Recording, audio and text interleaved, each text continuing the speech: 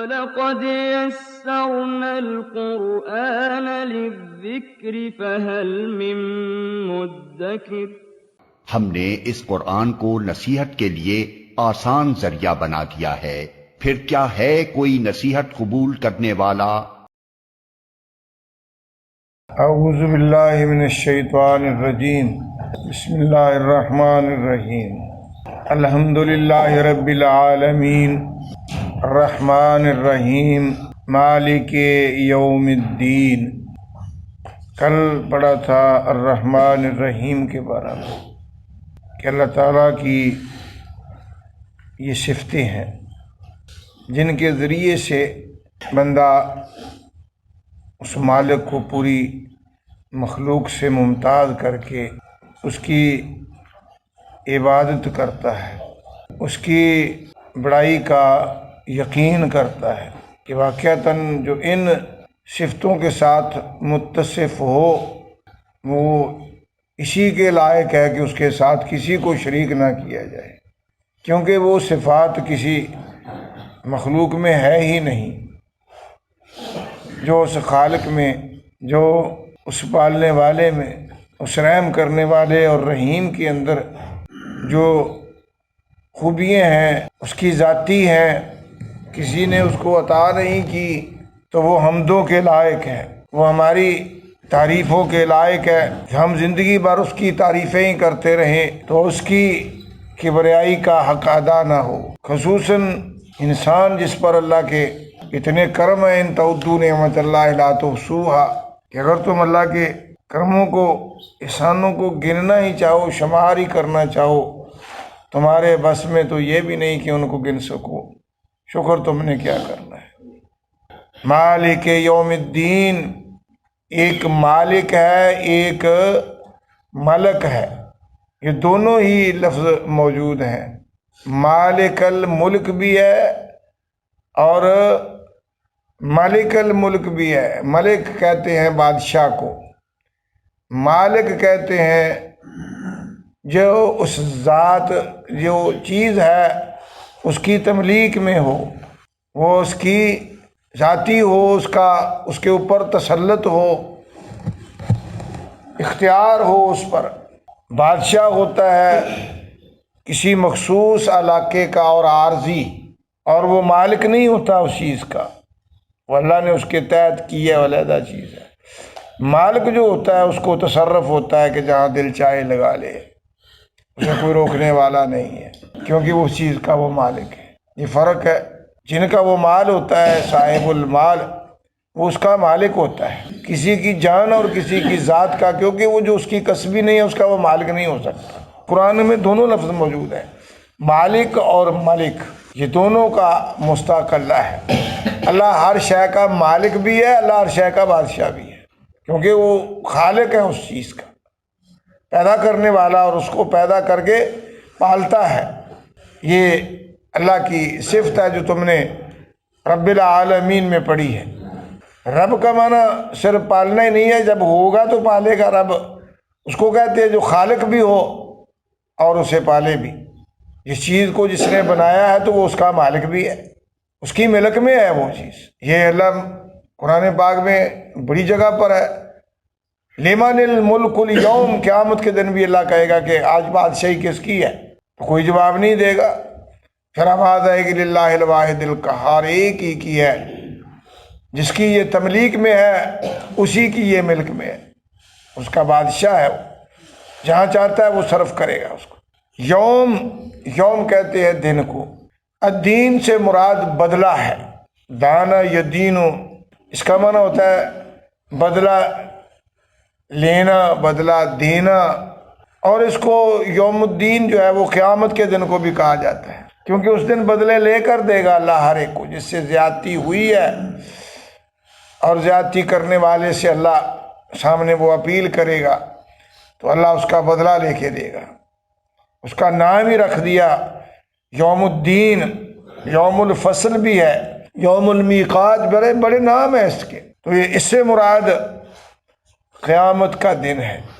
اس دن کوئی بھی، کیونکہ اس دن تو کسی بندے کے پاس کچھ ہوگا ہی نہیں، اس کی تملیک ہی ختم ہوگی، وہ تو دنیا میں سارا کچھ چھوڑ کے چلا گیا، اس کے پاس تو کچھ بھی نہیں ہوگا۔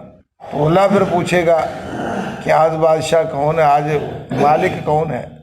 اب دنیا میں تو تیری تملیک تھی، تیرا گھر تھا، تیرا دکان تھی، تیرا کاروبار تھا، لیکن وہاں اللہ پوچھے گا بھی آج کون، کہ تیرا کیا ہے؟ تو کچھ بھی نہیں ہوگا انسان کے پاس۔ اس دن وہی مالک ہوگا، انسانوں کا بھی وہی مالک ہوگا، انسانوں کی جان کا بھی وہ مالک ہوگا، جسم کا بھی مالک ہوگا، بادشاہ بھی وہی ہے اور مالک، کیونکہ یہ بادشاہیاں عارضی ہیں، اللہ کی بادشاہی قائم دائمی ہے۔ وہ قیامت کے دن کا مالک ہے، جس دن کوئی کسی کا مالک نہیں ہوگا۔ لا تملک نفس لنفس شیئا، قرآن کے اندر موجود ہے۔ اس دن کوئی کسی جان کا مالک نہیں ہوگا، نہ اس کی کوئی چیز ہوگی، نہ اس کا وہ گھر ہوگا، نہ اس کی کوئی غلام ہوں گے، نہ جانور ہوں گے، نہ اس کا کوئی چیز نہیں ہوگی۔ الف ننگا اللہ کے دربار میں کھڑا ہوگا، گلے میں کپڑے بھی نہ ہوں گے۔ جیسے دنیا سے آیا ویسے اللہ کے پاس ننگا کھڑا ہے، کچھ بھی نہیں ہوگا، گل پہننے کے لیے بھی نہیں ہوگا۔ حدیث کے اندر موجود ہے، نبی اکرم صلی اللہ علیہ وسلم نے فرمایا، قرآن بھی کہتا ہے کما بداناکم، جس طرح ہم نے تم کو پیدا کیا ہے اسی طرح ہم تمہیں اسی تخلیق میں دوبارہ لے آئیں گے۔ جب آیا تھا ننگا تھا، کچھ بھی نہیں تھا تیرے پاس، ختنے بھی نہیں ہوئے تھے، کچھ بھی نہیں تھا، تو اللہ نے سب کچھ دیا، اور قیامت کے دن بھی تو ننگا ہوگا، تیرے گلے میں کچھ بھی نہیں ہوگا۔ نبی اکرم صلی اللہ علیہ وسلم فرماتے ہیں سب سے پہلے ابراہیم علیہ السلام کو اللہ جنت کا لباس پہنائیں گے، کیونکہ ان کو جب چخا میں پھینکا گیا تھا ان کے کپڑے اتار دیے گئے۔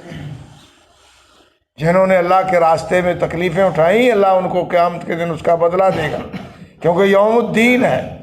کسی شے کا مالک نہیں ہوگا انسان، اپنی جان کا مالک بھی نہیں ہوگا، جان بھی تیری نہیں ہے، جان تو اس کی ہے جس نے بنائی ہے، تیرا تو کچھ بھی نہیں ہے۔ ایاک نعبد و ایاک نستعین، تیری ہی، یہ ہی معنی جو کیا ہے نا، یہ اگر نعبدو کہا ہوتا ہے تو اس کا معنی ہے تیری عبادت کرتے ہیں۔ ایاک پھر خاص تخصیص کر لی کہ اللہ اور تو کوئی بھی نہیں ہے میرا، تو ہی ہے میرا، تو میرا معبود ہے اور میں تیرا عابد ہوں، کیونکہ تو میرا خالق ہے، میں تیری مخلوق ہوں، تو مجھے دینے والا ہے، میں لینے والا ہوں۔ میں تیری تعریفیں نہ کروں، تجھ سے نہ مانگوں تو میں کہاں جاؤں، تو ہی میرا ہے۔ نعبدو کا اب عبادت کے لیے تخصیص کر لی کہ اللہ اب میں تو غیب نہیں مجھ سے۔ نبی اکرم کا فرمان ہے، صحیح حدیث ہے کہ فاعبد ربک، اپنے رب کے ساتھ عبادت میں اتنا قرب ہو تیرا، کاننا کا طرح ہو، ایسے جیسے تو، کیونکہ دنیا میں تو دیکھ نہیں سکا اسی لیے کاننا کہا ہے، کہ ایسا تعلق تیرا بن جائے کہ گویا کہ تو اس کو دیکھ کر اس کی عبادت کر رہا ہے، یہاں تک تیرا اللہ سے رابط ہو۔ فَإِن لَمْ تَكُنْ تَرَىٰ، اگر اتنا ایمان اونچا نہیں ہے کہ اللہ کی رؤیت کا تصور تیرے دماغ میں نہیں آتا، کم از کم یہ تو ہو کہ وہ مجھے دیکھ رہا ہے۔ اگر یہ بھی نہیں ہے تو بات کس کی کر رہا ہے، تو کس کے لیے آیا ہے تو؟ اگر یہ بھی تیرے دل میں نہیں ہے کہ وہ مجھے دیکھ رہا ہے تو آیا کس لیے ہے؟ جب یہ تیرا تصور ہوگا کہ وہ مجھے دیکھ رہا ہے، تیری عبادت کے اندر کچھ جان ہوگی۔ ایاک نعبد، ربوبیت سے حاضر کی طرف آ گیا۔ پھر وہاں جو اکیلا کہہ رہا تھا، الحمدللہ کوئی اظہار نہیں کیا کہ میرے ساتھ ہے، جہاں کہہ دیا نعبد، جمع کا صیغہ لے آئے ہیں، یہ جمع کا صیغہ آ گیا، پہلے تھا غیب، تو یہ جمع کیوں لے آیا؟ اللہ میں اکیلا تو جو ہے نا اکیلا ہوتا ہے، اور جمع جو ہوتا ہے 2 کہتے ہیں 11 ہوتے ہیں، اس میں ہے کہ اللہ میری عبادت میں تو کمی ہوگی، میرے ساتھ تیرے فرشتے بھی کھڑے ہیں، اللہ تیرے نیک بندے میرے ساتھ کھڑے ہیں، تو اللہ ان کی وجہ سے ہی میری بات کو مان لے، تو سب مل کر رہے ہیں، مجھ سے تو کمی رہ سکتی ہے، ہم سارے تجھے ہی مانگ رہے ہیں، تیرا تو ہی ہمارا خالق ہے، تو ہمارا مالک ہے، اللہ ان میں سے کوئی بھی ایسا نہیں ہے جو کسی اور کی طرف جائے، تیری طرف ہی جاتے ہیں، اللہ جتنے ہیں سب تیری طرف ہی آتے ہیں۔ اب اس کے اندر اور مزہ اور چیز ہے، ایک اکیلا، اور میں تو اکیلا لگا ہوں، اکیلا نہیں ہوں اللہ، آج اتنے کھڑے ہیں سب میرے سہتے ہیں، اللہ تجھے ہی مانتے ہیں، تیرے ہی بندے ہیں، تیرے ہی سائل ہیں اللہ۔ جتنے ہیں ہم کھڑے ہیں، یہ بھی جو نہیں، یہ بھی ہمارے بڑے بھی، ہمارے چھوٹے بھی، جتنی انسانیت کی ضروریت ہے اللہ تیری ہی عبادت کرتی ہے۔ اس کی کبریائی ہے کہ تو ہی ایک لائق ہے، باقی مخلوق میں سے کوئی بھی اس شان کا نہیں جس کی عبادت کی جائے۔